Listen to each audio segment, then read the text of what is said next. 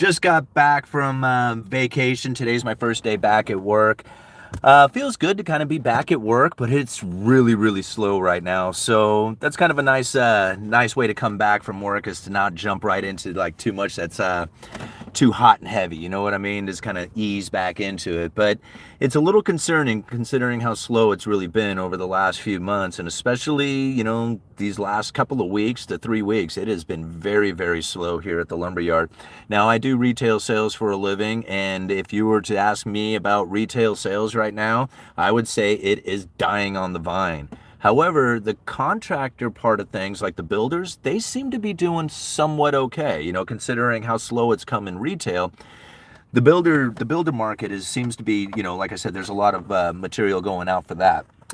So anyway, today I thought I would talk about this article that I have down in the description that shows how much cash a lot of the top companies have. And now it's a Yahoo article, and it's trying to get you to open up a bunch of pages. So it really gives you like the first 12, like the lower 12, and then you have to go and like open up the links to see what the other companies are. But really, if you just kind of add up the lower 12 of these companies, like the bottom 12 of the top 20 who are sitting on cash, it's incredible. They have like $5 trillion amongst them, right? And even if you go and look at the companies that are like the top 8 companies that are holding cash, some of them are close to almost $1 trillion. Like if I remember right, it was like $800 billion worth of cash sitting on hand. And you think, damn, that is a lot of money for these corporations to be sitting on, considering how many people were calling cash trash. Like just a few years ago, it was almost impossible to find anybody out there who would be like considering holding cash. Like everybody said that that was the dumbest thing in the entire world, considering the inflation scenario that we were experiencing at the time, which totally made sense, right? Like, why would you hold on to cash when your purchasing power was falling as quickly as it was? But if you go and you look at what these corporations were doing, they were stacking it up, and they have been sitting on a lot of cash for a while now, pretty much since COVID, right? And now the idea that I feel is taking place here is that these corporations want to be sitting on a lot of cash if the economy begins to slow down and there is less available people out there to buy their corporate debt. Then what's going to end up happening is the price is going to fall and the interest rates are going to rise, and it's going to make it very difficult for these corporations to refinance themselves. If you have a liquidity issue or higher interest rates or any kind of disruption going on within the economy, like a recession or something, these guys are now sitting on cash to continue to operate, right? To continue to pay their bills, their debts, their expenses, whatever it is that they have going on. But you had to have loaded up on cash ahead of time. When everybody thought that it was garbage and nobody should have it, these corporations were loading up. Now, something that I wanted to bring up is the idea that these corporations were bailed out during COVID. See, this is probably why a lot of people are just missing or misunderstanding or don't quite understand what the soft landing would be. Now, I never really called it a soft landing. I called it the recessionless recession, right? And the recessionless recession is simply by understanding like what's the worst part of a recession, right? Everybody loses their job and they bail out the corporations, and everybody hates that, like everybody, right? So what happens if there is no real bailout of the corporations? They are allowed to fail. Very similar to what we are experiencing right now. There's a lot of zombie corporations who are getting their heads knocked off, considering the high interest rates, making it very difficult to roll that old debt over into new debt. And if you have a slowing economy like we are experiencing, trying to do the sales to cover your debts just really doesn't work either. You go bankrupt. And so this is what we're experiencing through a lot of these corporations. Now, what I find very interesting is that going into this scenario of a slowdown, unemployment was historically low, right? Historically low. And with this really low unemployment, it makes it very difficult for the Federal Reserve to try and, manipulate the economy like they would typically have done in the past. Now, I find that kind of like almost a loose term, but really when the Federal Reserve would try to adjust inflation, it would depend on how many jobs or layoffs, like unemployment, was existing in the economy. If there was more people working, more people would have more items to purchase, the consumption would pick up, and then if there was higher consumption, then that would start creating the elevated prices. Now, if you were unemployed, you probably weren't making those purchases. If those purchases are slowing down, that's a slow economy, and that would bring in the deflationary type scenario. So the Federal Reserve would be looking at employment as whether it was hot employment or high unemployment, right? So whether or not you had a job or not. And this would determine whether or not they were going to see or anticipate the inflation scenario: more jobs, inflation; less jobs, deflation. Kind of like that. However, for the last 10 years or so, maybe not quite 10 years, but definitely since like the Trump administration, there really hasn't been a big rise in unemployment outside of the COVID recession, which was a self-inflicted wound. But other than that, the unemployment doesn't really rise dramatically no matter what the Federal Reserve does. Like right now, we would anticipate there would be a lot of layoffs, which there are, and then a lot of unemployment filings. But the problem is that there was so many job openings out there that people who left the corporations, the ones that failed, are now moving over into the service job. And now, granted, it was like maybe a decent job going to a less decent job, but it's a job. And that's the important part about it, is that there was a time in this economy or in the past there wouldn't be any jobs, not just like a service job that people don't want or necessarily don't want. It's available. Right? And so just because it's not a good job or a good job for you doesn't mean that it isn't a job that is available. And that's really one of the reasons why we're not seeing the unemployment rising dramatically as of yet, right? And I mean, that still could take place. Now, how did these corporations end up with all this damn money in the beginning? Like, how did they end up with all this money so far anyhow, right? Because they borrow this money, right? It's by the issuance of debt. Now, yeah, granted that I imagine a lot of them could probably operate and do business and take profits and stack it up. But that's probably not the likely scenario for most of these corporations, as they're borrowing that money and sitting on it. Now, this is something really interesting to think about, because during the pandemic, right, during COVID, the Federal Reserve set up 13 lending facilities, right? 13 facilities to backstop every corner of the financial market. The interesting thing about these 13 lending facilities is that they were only available in unusual and exigent circumstances, meaning without the pandemic, these lending facilities never would have existed, right? They could not legally set them up. But because we had the pandemic, which is an unusual and exigent circumstance, they were able to set up these 13 lending facilities, one of them being the corporate debt lending facility. And now this is a very interesting one, because the corporate debt lending facility gave the corporations a spot in which that the Federal Reserve was going to be buying their debt. And now this is very, very crazy to think about, because the Federal Reserve and the Treasury can't necessarily legally buy corporate debt. Right? It's not within the charter. That's part of the free market that they're supposed to take care of. But however, we couldn't let the fallen angels fall, right? So the Federal Reserve was going to be buying the debt of these fallen angels, right? Which is like all these corporations who happen to be in a very bad circumstances considering COVID. So they set up this special purpose vehicle, which is an entity separated from the Fed and the Treasury. They funded with hundreds of billions of dollars, like literally like $600 billion or some crazy number, right?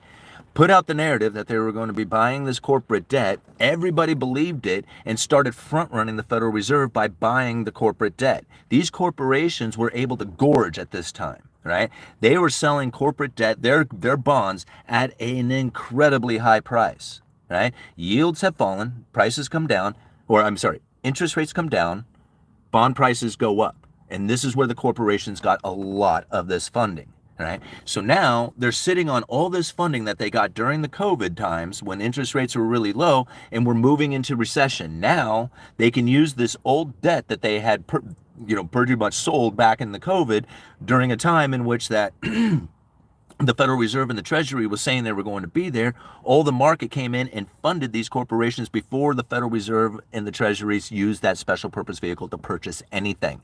Just the idea of that entity, that corporate debt lending facility, was enough to then drive all this funding going into these corporations. They were able to fund themselves even before that corporate debt lending facility was up in operation. They did buy a little bit. It established the credible debt threat. It kept it going, but they hardly bought any corporate debt. The Federal Reserve and the Treasury using that special purpose vehicle.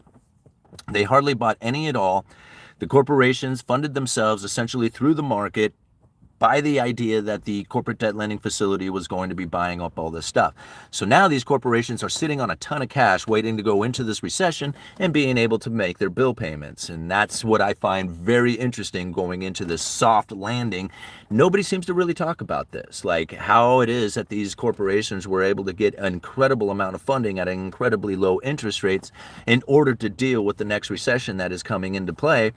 And at the same time, the unemployment that would be typically rising, all these corporations who are failing or going under or laying off or defaulting or whatever, those people are now finding jobs back at the service industry. So as we move into this recession, it very well could be a recessionless recession, as there is no bailout of the corporations and the unemployment doesn't rise. All right. I mean, that seems to be what's taken place here, but very few people, economists or anybody, do I hear talk about it in this fashion, talking about how these corporations were able to get their bailout during the COVID lockdowns and stimulus packages that were out there, but it wasn't even the government that bailed them out. It was the people themselves, the market, just off the idea that the Federal Reserve and the Treasury would be there. All right, so we're 11 minutes into this. I'm going to give it about another 20 minutes. I'm on lunch right now. So thank you very much for being here, guys. We got 167 people watching right now with 37 likes. Please go hit that like button. We can get this up to 137 people within the next 5 minutes. 137 likes, the algorithm will love it. They'll spread this video around and we can get the conversation going for another 10, 15 minutes or so. All right, let's bring it down here. All right, UE. Hey, Simon, what up? Let's go. Good morning. Car dealer lots filling up. Which effect is that? Bullwhip? I would imagine, yes, that's part of the bullwhip effect. Now, you think about it, when the car lots were really empty and the prices went way up, how many cars do you think were getting ordered by the dealership to try and bring that inventory to the lot so they could sell them off, because everybody was buying cars? So yes, this is very much what I believe is going to be part of the bullwhip effect. Now, as far as like, dramatic changes in the prices, I'm still not quite sure of how much of an effect that's going to have, considering that like how many, like the hardest part for me on this one was how many vehicles ended up getting parked incompleted, right? And now as that completion, those parts that were coming online, how many new vehicles were being produced at that same time? To me, this like left a glut of inventory that could possibly be in there, and I would assume this is the experience from that. Like, this is how this is going to look. Whether it grows worse or not from here, I don't know, because I'm not really in the car business or anything like that, but you could really see how that bullwhip effect would then be hitting the automobiles now, especially if interest rates are high and there's less car loans being written. I would assume that the inventory would probably start to build and build fairly significantly during that time. All right. Yes, Daniel, do you see the crash everyone is waiting for going to happen, even if it's 2 or 3 or even 5 years down the road? No, I don't. What I see is liquidity issues coming up here in the next 6 months to a year. I think that's probably more of what people are thinking about as far as the major crash. I don't see that kind of crash happening as of yet. Like not yet. Like, I do see some serious liquidity issues coming in the next few months that are probably going to be quite painful and last for a while. But as far as like the actual crashing, I don't see that happening as of yet. But it very well could, I guess. It depends on how much confidence people have in the dollar. And it seems to me that the dollar's confidence is definitely prevalent around the world. Maybe not so much here in the United States, but yeah, the rest of the world is still wanting dollars. And I could only assume that that's not going to change tomorrow, So, all right, a Pelican case full of gold, silver, cash, jewelry, etc. Key. Hiya, Simon. Hey, hands are full at the moment. Right on, all night. I'm glad you're here, man. All right, morning all. Hey, Josh. All right. Hey, Slick. Hit the like button, folks. Good stuff. Yes. All right, all-nighter, hi there. All right, here we go. Calling 2 on the dice. Hey, Brody, whoa, didn't expect a live at this time. Nice to watch for lunch. Yeah, well, thank you, Wayne. Thanks for being in here. Yeah, we got another 15 minutes or so before I have to head back to lunch. All right. Assuming these are real numbers. Well, yeah, that's very true, Sooner Bear. The only thing is like, I don't necessarily believe the actual number, right? So they say, hey, this is it. What I do believe that this is the case where these corporations are loaded up on a lot of cash, because I've been calling this for like 2 years, basically since the special purpose vehicle.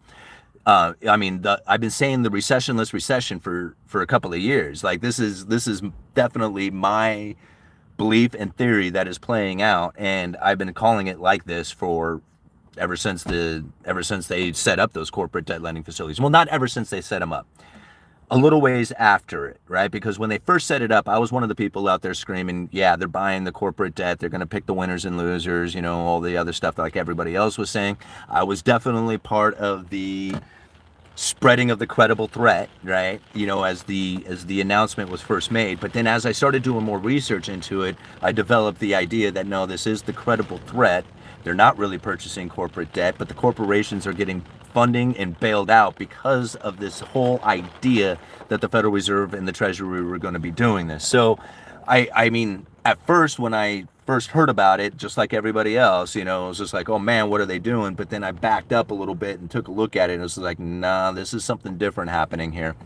And then once you take the gold machine idea, the credible threat, it just makes a whole lot more sense on what was taking place at the time, because just setting up that entity was enough to bail out the corporations. Like they said it in their own speeches. It was just like, man, they were able to fund themselves before we even got the thing set up. Just the idea of it alone was enough to do it.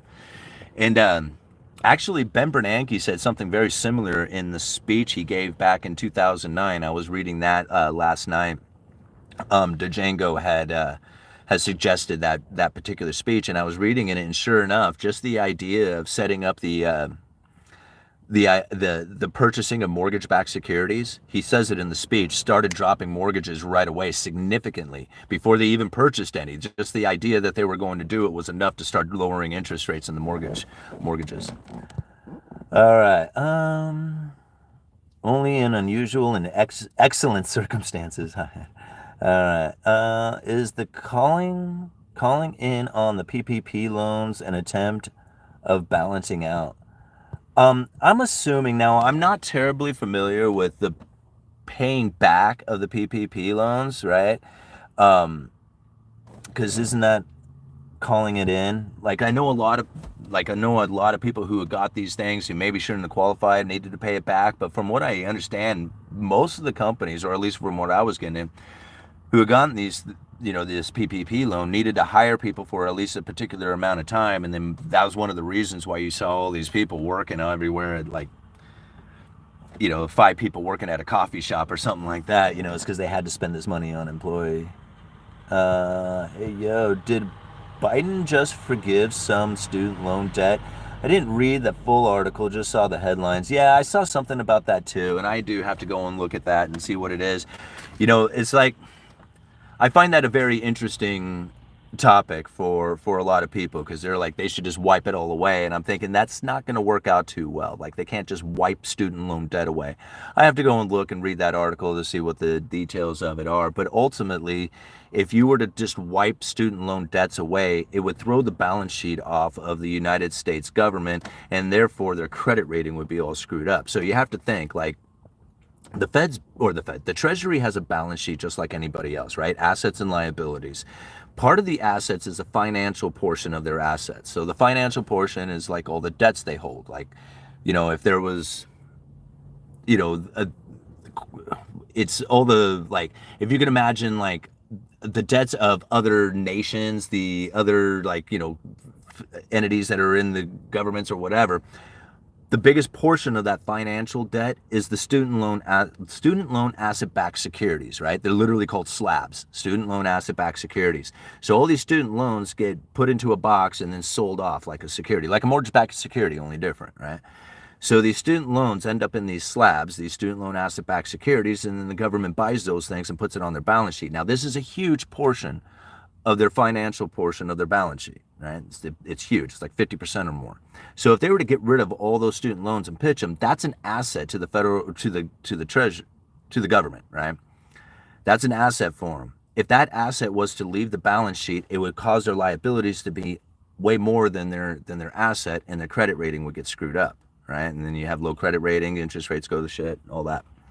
Okay, so Now, when we think about that right there, right, those student loan asset-backed securities, even though they're not getting paid necessarily, it's still technically an asset, right? And so now if it sits on the balance sheet and it's matching their liabilities, then everything's cool. But the moment that they just pitch those things away without getting their liabilities first, then what happens is they end up owing out more liabilities than they have in assets, and then that starts screwing the credit rating. So ultimately, how do you do this? Well, you need to tax, right, the people, take that money and buy that student loan out of there. Or maybe, private people can buy that loan out of there. Or the loan can pay itself back, right? The students actually pay it. So other than that, there is no way to just make them just disappear without screwing things up. And this is where, like, I think a lot of people get confused on, like, we should just get rid of all student loan debt. It can't quite work like that. So these little chunks that they can get rid of, yeah, that might be able to be something that can happen. But as far as any kind of significance, I don't see how that can happen without screwing that ass or that balance sheet up. Did I explain all that right? I kind of mumbled through that. Sorry, guys. All right. Have you had the exact same line on this for a really long time now, Simon? It's really impressive. Thank you very much. Yeah, and it has been. It's been like I literally did not deviate away from the recessionless recession idea since I thought of it. Like, and I don't even know how long ago it's been since I did that video, but that's been my view of it ever since then, and it still is today. Hale Knight are still trying to orchestrate some creative financing for another property. My loan officer still can't give me options. My gut feeling is things will trade sideways for half a decade or more. Hit the like button. Thank you very much, Dishes. Simon, can you provide the book names that you're using? The book names that I'm using. There's really only one book that I read from. Cantillon's essay on economic theory, right? This is pretty much the only thing that I'm actually reading from. Now, outside of that, I do like to, it doesn't take much, but, study up on Gresham's law, Triffin's dilemma, the bullwhip effect, and this is Cantillon's essay, so there's a lot in here. But it's really the 3 chapters on the increase and decrease of money to the state. I think it's chapter 6, 7, and 8 in this book.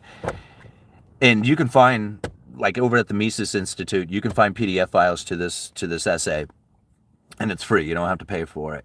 Now, if you read those 3 chapters, you study Gresham's law, you study the bullwhip effect, you study Triffin's dilemma, and man, you get a good understanding of pretty much anything that's going on within the economy. It's not going to give you like absolute clear insight, but it's going to give you a much better understanding of what it is that's happening. Like, take for example just the videos that we did yesterday talking about the steel mills closing down and the frustration that a lot of people are having with the government itself for not tariffing or putting tariffs on the imported steel.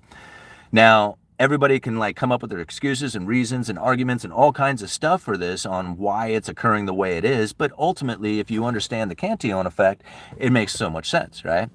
The expensive steel in the United States cannot be competitive with the foreign production that's outside of the United States, and there's nothing you can really do about that. Now, you can tariffs and make it difficult and all kinds of stuff to bring this cheap steel in from another nation. The only problem is that all the people who are using that cheap steel from another nation to make their products here in the United States are now having to suffer with higher steel prices or buy the American steel, which is cool for the United States, but it's very difficult to be competitive with another nation out there when you're building your products. And this makes the problem even worse. So now you have even less distribution of your manufacturing taking place around the world because you are now causing the steel prices to be elevated comparatively to what the foreign imports would do. Right?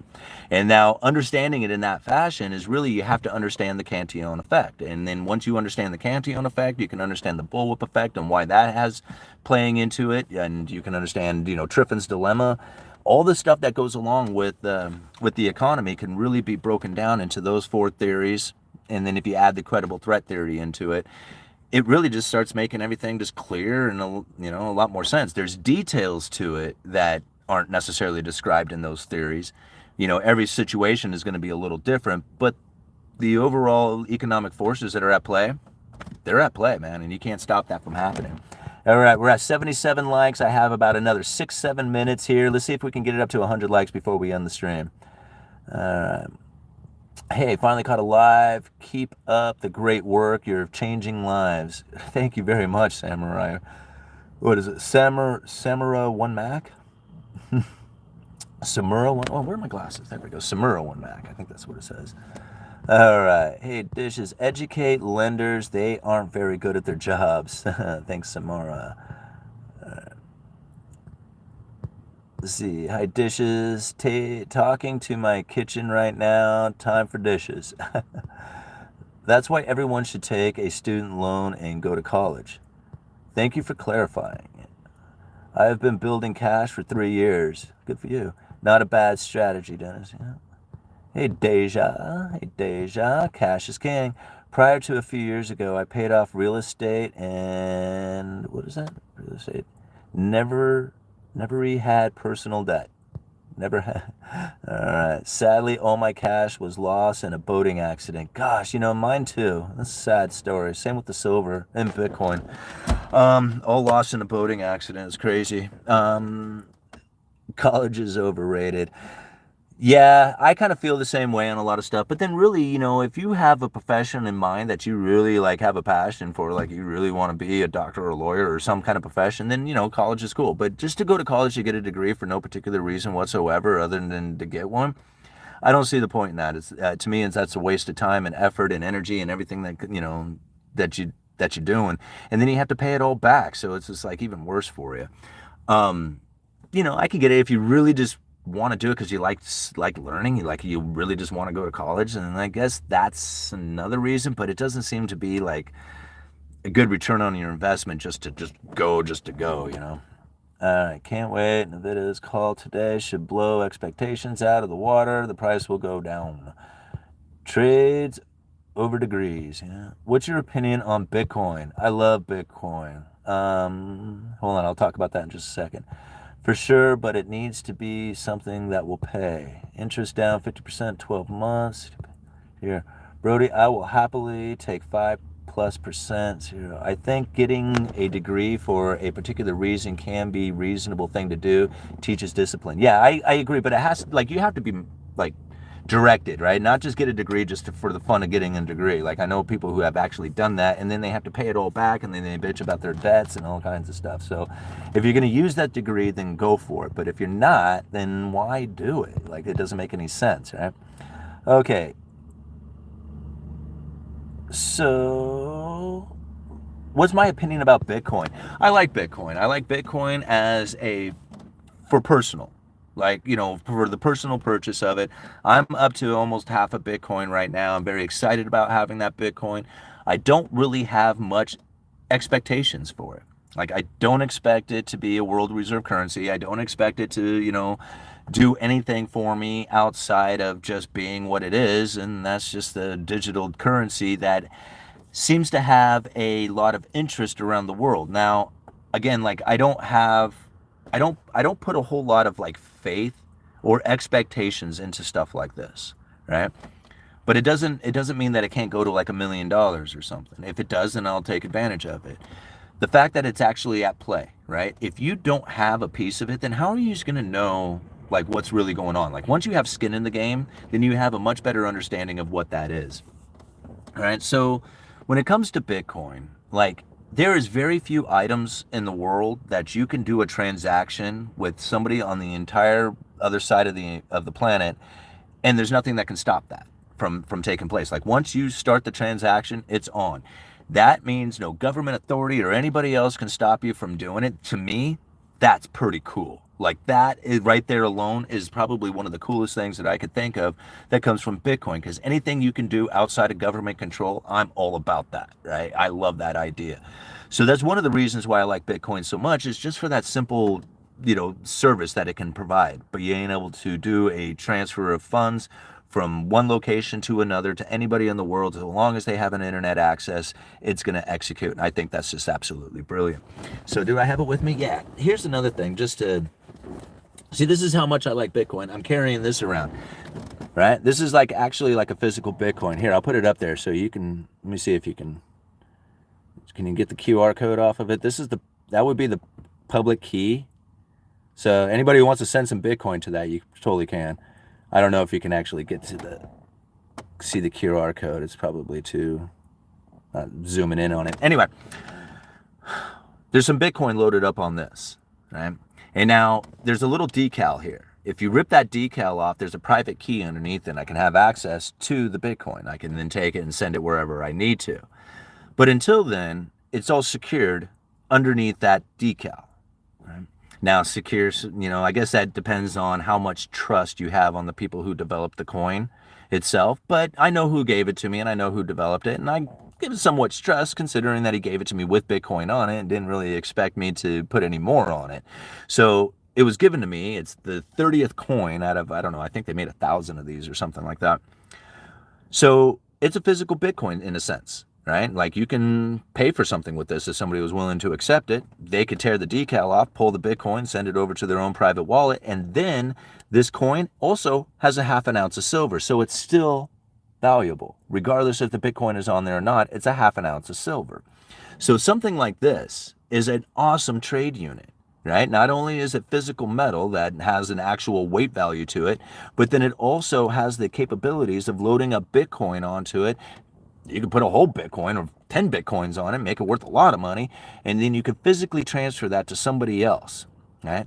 Makes it a physical Bitcoin as opposed to a digital one. That is also pretty dang cool, right? I mean, this is the type of thing that Bitcoin can do for us if we were to consider it, in the security parts of it. You have to like have some sort of faith that the people who didn't actually keep the private key for themselves and then is waiting for somebody to load up a bunch of Bitcoin and then take it. I mean, outside of that, it's pretty secure, right? I mean, you think about it, as long as you don't lose it, you got all your Bitcoin right there. So that's a pretty cool little item to have. All right. Build back. Railroad loads are still going down. I'm adding up my income. Wish me luck for the low tax bracket.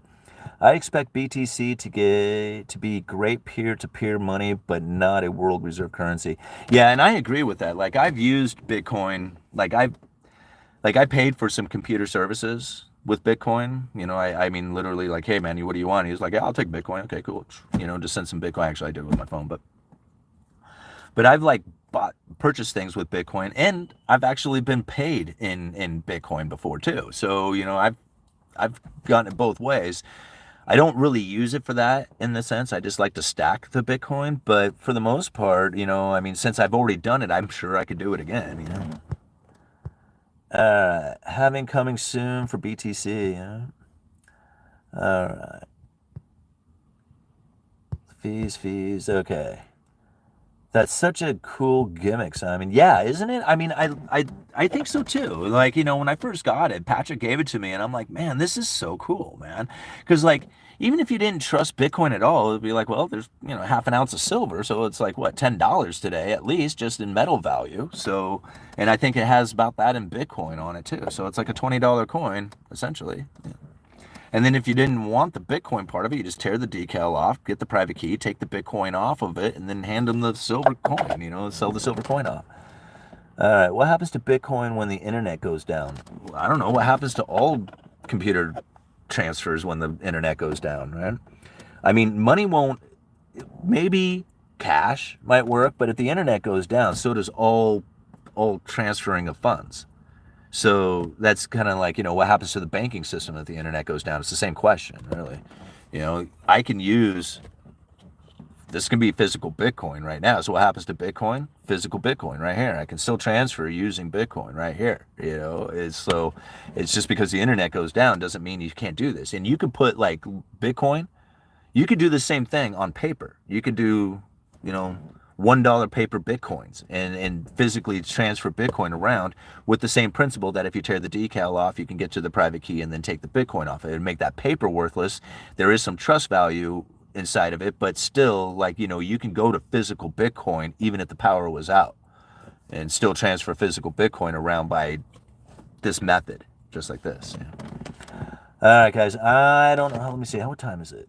All right, I got a few more minutes here.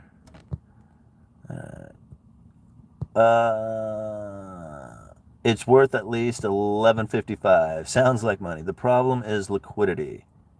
All right, the question is, what happens to the world if the internet goes down? BTC will not be a high regard, nor will most anything else be but survival. I totally agree, all nighters. Like the last thing I'm going to worry about if the power or the internet goes out is whether or not the Bitcoin is working. Is probably going to be a whole lot of hell breaking loose. All right, Brady, you are right, but my question is still legit. What was that? I missed it. Yeah, 7 month CD, 4.7. Okay, sorry, no BTC for me. I hear you. Bitcoin should be reciprocal with gold. That is correct. Plus liquidity. No, it isn't real. It's like asking how we're going to grow crops when all the oxygen is gone. All nighter, we still need money to survive. If you had a $15,000 to invest, where you put it? Where would I put it?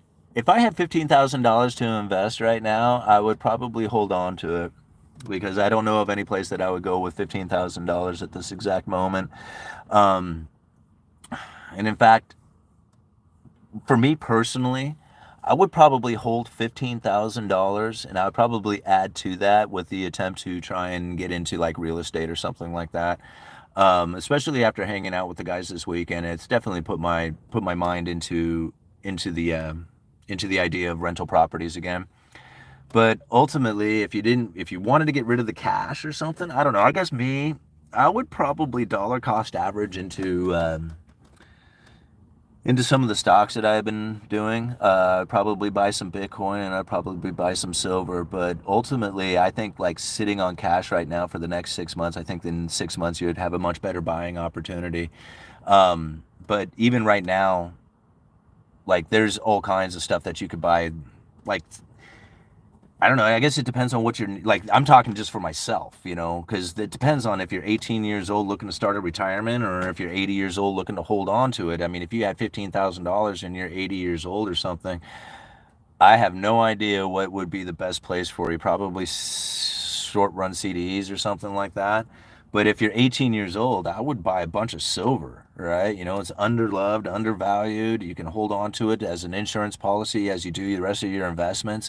Having a big block of silver when you're that young and then start contributing to, maybe the other things that you're going to have like compounding interest capabilities to it.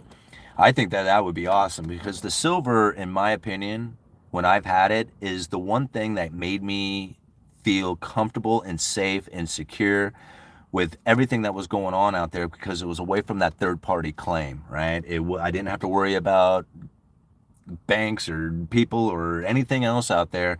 It was a box of silver that I had to protect, and that gave me the insurance and security to sleep at night.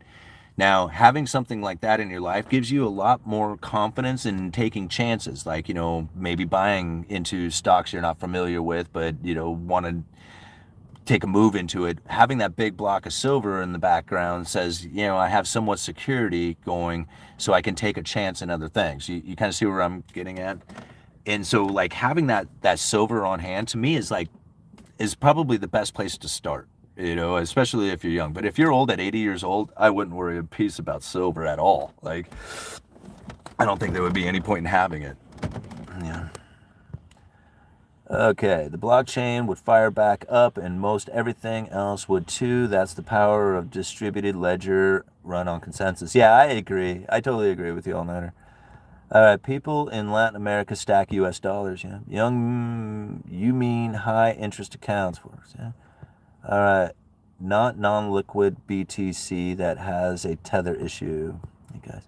All right, be careful not to show the private key, but yeah, it's not the private key though. That's the public key. So it's only a one-way street, right? In order to get to the private key, I would have to tear the decal off and get to it. There you go. So if you, yep. So go ahead and send as much Bitcoin to that address as you want. Don't ever go all in just one thing. I have physical money too. Everyone should, Yeah, it will be crappy. I just don't know I don't know much about Bitcoin and too old and slow to figure it out. Oh, bro, no, don't talk like that, man. It's not that bad. All right, I got 10 ounces of silver shot and a bunch of scales. I can go down to a penny on transactions. The only problem with that is that you have to convince the people that it is actual silver, right? And that's even difficult when you have an actual silver coin. People want to think it's fake or there's something wrong with it. And then if you have silver shot or junk silver or something like, maybe not junk silver because people would probably recognize that as being silver as well, but like jewelry, like kind of thing, like, silver jewelry or anything that doesn't have like an actual mark on it, it's going to be difficult because you have to convince the people that it is actually silver and not something else. I don't think you're right about physical Bitcoin, Simon. You don't think I'm right? Why not? I mean, essentially that's what this is a physical Bitcoin. You can't, outside of the idea that somebody has already taken the private key off of it, which, I mean, it very well could have happened in manufacturing of it, but I know the guy who did it, and the idea behind it is that that private key is now secure. This is the physical Bitcoin. Like, I mean, literally, there is no way of accessing the Bitcoin without having this coin, right? So literally, it's a physical wallet for the Bitcoin, and I mean, what else? There is no other way to get to it, like without the physical thing. So yeah, it's definitely a physical Bitcoin. That has a layer of trust that needs to be added to it, right? Anyway. Okay, you can use the internet when internet is done. Alrighty, guys, I have to go back to work. It's been a lot of fun discussing this with you. I hope I hope this particular, like, this idea of this recession, there's so many like misunderstandings and everything that's going on within like the typical idea of what a recession is. When I came up with this idea, it was like, man, these corporations are loaded with cash, and I don't see a lot of people talking about that. And if you go into a recession loaded up on cash, you're not going to have the same experiences as getting bailed out like we had in previous recessions. And so it led me to believe, man, the bailout has already taken place. Like, there is no bailout coming. It's already happened. These are the zombie corporations that are eventually going to fail. So. Alrighty, guys. Enjoy the rest of your day. You as well, Brody. Alright. If you aren't getting at least 5% on your cash, you have it in the wrong place. Alright, so, okay, well, let's think about that real quick, Dennis, before I end this out, right? Because let's say you had $100,000, right? And you're getting 5% interest on your $100,000. You're going to make like $5,000 at the end of the year, which is, don't get me wrong, that's a lot of money, right? $5,000 is a lot of money to have, but you tied your money up for an entire year, $100,000, so that you could get $5,000. I know that if I took $100,000 and had invested it in a Coinbase throughout the last year, I would be up 165% on my money.